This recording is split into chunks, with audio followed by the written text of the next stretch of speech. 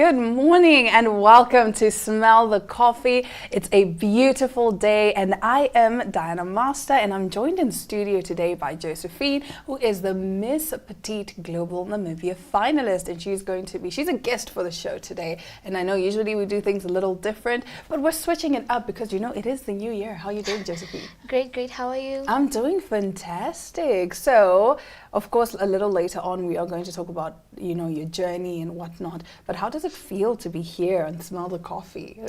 This is actually my first interview, right? Mm-hmm. And I'm so nervous, I'm not gonna lie, but I'm gonna keep it cool. You're gonna keep it cool, the vibes are just gonna be, Yeah. Okay, but there's no need to be nervous, okay? Smell the Coffee is a very fun show, very light-hearted. And what are we talking about? I'm pretty sure you've been watching Young, Famous and African. I have actually, from season 1. From season 1, are you like a devout follower? Yes. Okay, so you know everything there is I to know know. everything. Okay, you're definitely better than me because I don't follow it that much. I just follow the memes and the clips that I see on social media. So I tried to watch the first season, but I was like, okay. I watched I think 7 episodes, and then I said to myself, yeah, no, this is not for me. Reality TV, unfortunately, is just not for me. It's my thing though, I love reality shows a lot. What's the appeal? I just want to find out, why do people, because I know that some people just like the drama. Okay, for me it's not the drama at all. For me it's I love watching, they have good outfits. Okay. And just their lifestyle. Okay. Yeah. I think for me it's just a thing of a lot of it seems like it's scripted. So that's something for me. I'm like, yeah, but would this really, happen? Is it really reality? Because it's scripted reality. But I guess a lot of people like that. And I'm not even throwing shade to people and saying, but ew, why do you watch reality TV? No. Yeah, Because I watch K-dramas and I get those reactions like, ew, why do you watch K-dramas? No ways. Yeah. So you see, that's what I'm saying. Yeah. Everybody has their own thing. Some people like reality TV. That's not for me. I'm more of the series and the movies, and I feel like even now, movies are just not my thing anymore. Same. Right? I think it's because of our attention span. Exactly. TikTok has spoiled us because why should I sit there and watch something for 2.5 hours? Even when I go to the cinema, I'm like, can I, my phone, and wow, okay, it's been 30 minutes, geez, what more needs to happen in this movie? What are some of your favorite series? I can't say. You can't say, okay, but is Young, Famous and African up there maybe? Yes, and one that I've been watching is Redemption. Okay. And it's getting chaotic, but I love it. It's getting chaotic, but we live for the drama, apparently. But anyway, right after the break, we'll be bringing you some of our top stories. And as I highlighted earlier, Young, Famous and African is in the headlines, but not the show itself, but 2 of the stars of the show. So stick around for that.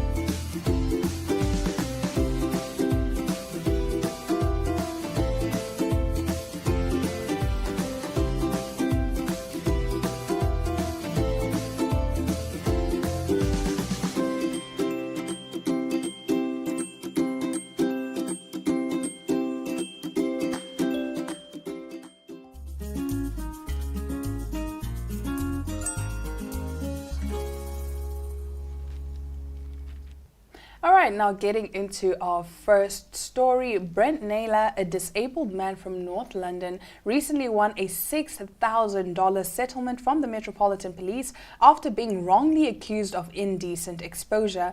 In 2021, police released a CCTV image of a suspect accused of exposing himself to a woman on a bus in London. The chubby The suspect was described as a tall, chubby man with dark brown hair. Despite Brent being significantly shorter, slimmer, and having short graying hair, he was named a tipster, leading to his arrest in front of his neighbors. 6 officers arrived at Brent's home, handcuffed him, and took him into custody. After 7 hours, a senior officer finally reviewed the evidence and realized Brent did not match the suspect's description. Brent was immediately released, but the damage was already done. Brent says the wrongful arrest destroyed his life. His neighbors witnessed the incident, leading to verbal abuse, physical attacks, eviction, and even being banned from his local pub, which deemed it unsafe for him to return. Just weeks ago, Brent was hospitalized after being attacked in the street, leaving him with no faith in the police's ability to protect him. Adding to the outrage, police reportedly failed to secure crucial evidence such as blood and semen samples left by the actual offender, which could have helped catch the real perpetrator. The negligence has left Brent worried that the suspect could escalate their crimes as they remain at large. Now, Brent's legal team emphasized that the police's actions showed a lack of due diligence despite the $6,000 settlement, which the police paid without admitting liability. Brent says the fight was never about money, but about accountability. He says he continues to deal with the psychological impact of the ordeal, suffering from panic attacks and nightmares triggered by police sirens. So basically, that's the story. Imagine being falsely accused for something that you didn't do, and then you get arrested. Yeah, I feel like it's important for the police to always look more into the thing before any action, because imagine if it was you. Yeah, that's the thing. And I understand where his outrage comes from, because it's like, you've embarrassed this man in front of his community. People think that he is this perverted man who goes around doing these things in public. True. They could have, like he's saying, they could have collected semen samples, they could have collected blood samples.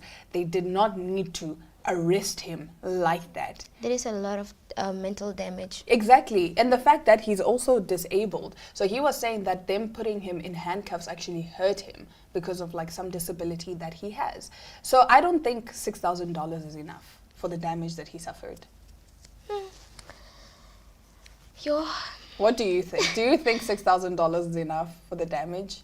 Maybe they should also pay for his therapy, Yeah. He needs someone to talk to. No, I think he needs to sue the whole department. He Yes. must just, he needs to, I don't know, some lawyers need to do some pro bono work and then just get him to sue the police department, and he can definitely get millions of dollars. I agree. think. Yeah. Anyway, now getting into our next story. Popular Nigerian musician and performer Innocent Idibia, widely known as Tubaba or Twoface, has announced his separation from his wife Annie Idibia. One of Nigeria's biggest celebrity couples, Annie and Twoface, got married in 2012 and had 2 daughters together. In a post on Instagram, the African Queen singer said they had been separated for some time and had taken steps toward a divorce. The post was later deleted, but Tubaba then released a video to confirm that its contents were accurate. The singer is seen as being one of the pioneers of the Nigerian music scene that is now popular around the world, paving the way for musicians like Wizkid, Davido, and Burna Boy. The couple had a star-studded wedding ceremony in 2013, an event which was widely followed in Nigeria, even though it took place in Dubai. The star is still widely known as Twoface, even though he announced in 2014 that he has changed his name to Tubaba. News of the separation has shocked fans and admirers across the continent, as the couple had overcome previous problems and are one of Nigeria's longest-lasting celebrity couples. The former Plantation Boys member says he plans to hold a press conference to provide more details, adding that he's committed to sharing his perspective directly with the supporters and music lovers around the globe. I and Annie Makali have been separated for a while now and currently filed for divorce, he said in the Instagram post. In a bizarre twist, the post was deleted minutes later, followed by another saying the account had been hacked. But Tubaba then went live on his Instagram account to confirm his initial post about the separation. "No one hacked my account. I said what I said. I come in peace," he said in the video. The couple have also cut ties on social media and following each other on their respective platforms, backing the performer's statement about their split. In the video of his most popular song, African Queen, Annie played his love interest, and it is believed that their relationship blossomed from there. Annie, an actor, recently trended on social media after she shared personal details about her marriage, including a miscarriage and struggles with her husband's other relationships on the reality show Young, Famous and African. Okay. Annie and Tubaba have been together since Annie was 15, right? And I feel like this man... Wait, what? Yes. Okay, go Okay, on. Tubaba was like 25 at the time. She was 15. So, I feel like this man made Annie crazy for the past few years. And this men have been cheating all over the world. Like, okay, from what we've been seeing on social media and the series. Wow. He's not in a place for, like, filing a divorce. I feel like it was Annie that was supposed to file a divorce. Yeah. Because after having 7 kids around the world and still coming back. Jeez. I also, okay, like you're saying, it does come across as grooming because you're 25 and you're dating a 15-year-old. That is illegal. Yes. Like, not just controversial, that is illegal because this person is underage. So that counts as grooming because he basically groomed her. Yeah. And so that's the only love she has ever known. And So she literally said it. that's the only love she's ever had. That is... No, I'm sorry. Wait. No. When this ball dropped, did she drop it in the show in Young, Famous and African? Is that what she said? Yeah. What were your initial reactions? Because I'm pretty sure I'd have been like, hold up. No, I was like, at 15, I wouldn't date a 25-year-old. Like, and you as a 25-year-old, what are you doing seeing a 15-year-old and being like, yeah, no. No. But it's not that deep for them, you know, in the northern African countries. It's not a big deal, but I think for the rest of the world it kind of is. It's like, no, that should be illegal because you groomed her. And then the fact that you went around. So, okay, now that you said that, I don't blame Annie for everything. You know, because a lot of people blame her and say, oh, but she accepts this kind of behavior and whatnot. But if you've been groomed from the time that you're 15, you know. Yeah, but it's also common, man, in their countries, like when men cheat, it's like a thing of you can't really go anywhere because you're already there. I understand that, but I think we're also living in a time now where we are becoming exposed to the Western world and women are learning to love themselves and learning what behaviors should be acceptable for them. Because I honestly feel like most of the times we as the women are the ones that enable this behavior. Do you understand? Yes. Like, you allow how a man treats you. I don't know if I'm saying that correctly, if my point is coming across, but the thing is, the things that you accept in a relationship, it's like, yeah, sure, you know. Because if he cheats once and you forgive him, he's going to cheat again. It's a cycle because he knows. 7 times. The same thing with if he is, whether physically, emotionally, whatever, if he's abusive. If you forgive him, he's likely to do it again. You know?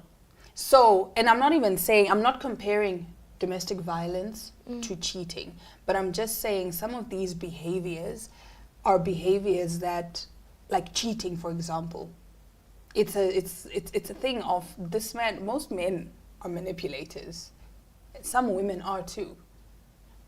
They're manipulators all over the world. I think human beings just have that nature. But at the same time, it's almost like in a work environment. True. If you allow your bosses to bully you, or if you accept certain behaviors, that's just going to keep happening because you're like, yeah, okay, it is what it is. And when to them it's like, yeah, she'll just take it. Whatever workload we give her, she'll take it.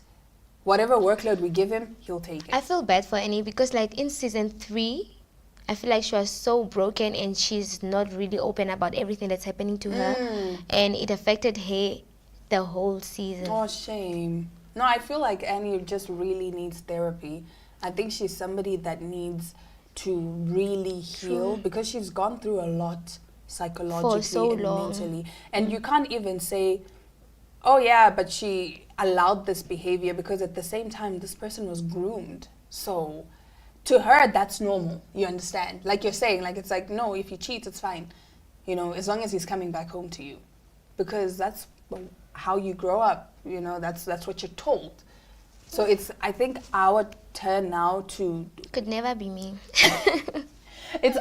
We need to be the ones that put our feet down, like, no, I will not accept this behavior. I will not tolerate this behavior. That's just how it is. But anyway, do let us know what your thoughts are on some of the stories that we shared, particularly on Annie and Baba's situation, because yeah, I'm pretty sure people have a lot to say. I, for one, never blame the victim. For example, Annie was a victim in this case. So let's take a quick break and then we can, of course, start talking about Miss Petite Global Namibia. Stick around.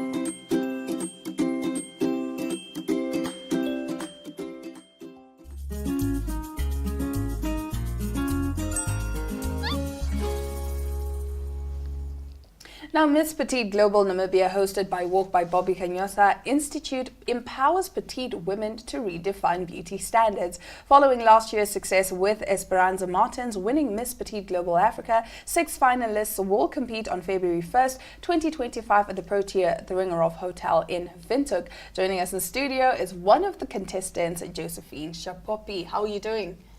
I'm great. I know I asked this before, but yeah. It's a force of habit now. Because every time we have a guest, it's how are you doing? We must always ask. But anyway, so talk to us about your journey. What inspired you to join Miss Petite Global Namibia 2025? Okay, so being a petite girl in a society where people feel like we are too short or too small to take part in pageants, I feel like this is a pageant that allows me to just celebrate my individuality and allow others to do the same as well. And it's just a platform that allows me to foray into fields that I want to and forge ahead. And it's just a great opportunity, and also I want to go to Malaysia, so... Okay, Miss Ma'am. So what does being a part of this platform mean to you personally? It's so close to my heart. So the first time I took part in a pageant was like high school. I was 15, and everyone was telling me, you're too tiny, you're too short, because let me tell you, now I'm fat. Oh. I was very tiny and short, and people were telling me, you're not gonna make it. And I looked at myself in the mirror and I was like, girl, you got this. Prove them wrong. So I'm just here because I want to inspire young girls out there to just be grateful of exactly who they are and what they have. And I think beauty standards are changing all over the world, There was a time when they called it what? Heroin chic, I think, where you're so thin, you look sickly. That was a beauty standard at the time. But now we're living in a time where it's like, this is what you get. This is my beauty standard. Whether I'm curvy, whether I'm petite, this is my beauty standard. I think we define the beauty standards ourselves. We shouldn't focus on what other people tell us that this is the beauty standard. We make our own beauty standards. So how has your passion for fashion design influenced your journey in pageantry? So starting from my outfits, I've been making my outfits since day one. And fashion, I'm a very creative individual, and fashion to me is just close to my heart, and I use it in every aspect of my life, be it in making clothes or drawing. I do that a lot, and it helps me a lot in pageantry as well, because wardrobe is very important, and I do that myself, and I don't really need to stress about it like other girls. So it's an added advantage. Yes. So I can holler at you and you can design a little something for me. Yes. Okay, I'm gonna hit you up because I need a dress for the NTV Awards. Yes, exactly. So how are you preparing physically, mentally, and emotionally for the big day? Physically, see why I don't eat breakfast. I see. Yeah. I've been like keeping a great balanced diet, and I've been working out. I never actually worked out my whole life, but now I've been working out. I just need to be fit. And emotionally, my brother have been helping me a lot. He's currently in the UK, Prime Shapopi, and he's been helping me a lot with preparations, be it questions and all that. And he's every time I'm stressed, he's there for me. So that's the only way I prepare. Okay. And you know what? I was going to say Shapopi. Because we did an interview with Prime Shapopi. But Yeah, you don't want to be that person. You don't want to be that person that's like, every Shapopi is related. You sound like, okay. No, it's my big brother. Oh, yeah. nice. Okay. So, what talent or unique quality do you believe will make you stand out to the judges? I feel like being a fashion designer amongst all the girls is what makes me stand out. But most importantly is the qualities that I hold. Also my background, we all have different backgrounds, and my story will make me stand out to the judges. But most importantly, is the way I carry myself and the way I showcase myself out there is what makes me stand out from the judges. And they've already said it before, so... You mentioned your story. What is your story? Apart from the fact that, is that your story? The fact that you've always wanted to do pageantry, but you were told that you were too petite. What is your story? No, actually not that exactly, but my life has been inspired and groomed by my family. I grew up with both my parents until I was 9, and after that my dad passed away and whatnot. It's been hard, but I feel like with everything that my family has gone through, that's what makes me who I am, and they've helped me a lot. So yeah. Okay, that's beautiful. So is there a particular cause or advocacy you would like to promote through this platform? So I'm an advocate for self-development and self-love, body positivity. I would want to use this platform to just go out there and inspire petite women to be grateful of themselves, to never allow society to define who they are, because they are beautiful and they can do anything irregardless of their size, their height or background. And I just want to use this platform to just go out there, be it social media, be it meetings, be it anything that has to do with the women, I'm in. You're in. Okay. So what excites you the most about this event taking place on the 1st of Feb? Okay. Apart from showcasing my talent, I really want people to see my evening gown. Okay, so I've been making it for the whole month from December to now, and I just want people to see it. But most importantly is the hard work that I've put in and the growth that I've been growing a lot, and I just want everyone to see that on the 1st. Obviously, are you coming? I'm definitely gonna come, because you promised a fantastic dress, a show-stopping dress. So I have to come see this show-stopping dress. You know, since I'm trusting you with the gown for the awards, I need to, take inspiration from that. Also, I just want to see other girls as well. I want to learn from them, because we are all different, and I really just need to see where they stand, because we don't really we never saw each other interview, we never see each other model. I just want to see their work, their authenticity, all that, so I just learn from them. I think the sisterhood is one thing that people think doesn't exist in the pageant world, but you're proving that it does. You're proving that yes, as much as yes, it is a competition, we're still going to learn from one another. That is absolutely beautiful. All right, so if you win the title, what will be your first goal as Miss Petite Global Namibia 2025? As Miss Petite Global Namibia, I just want to prove to the world that I am beautiful and I'm smart, and I just want the world to know that being short and small does not define me. And also as Miss Petite Global Namibia, I just want to show the girls out there, I want to be their face. I want them to look at me and be like, I also want to be Miss Petite Global Namibia one day. So I just want to be an inspiration to young girls out there, mostly in my country and the world. Okay. Okay, so what's been your favorite moment in preparing for this pageant so far?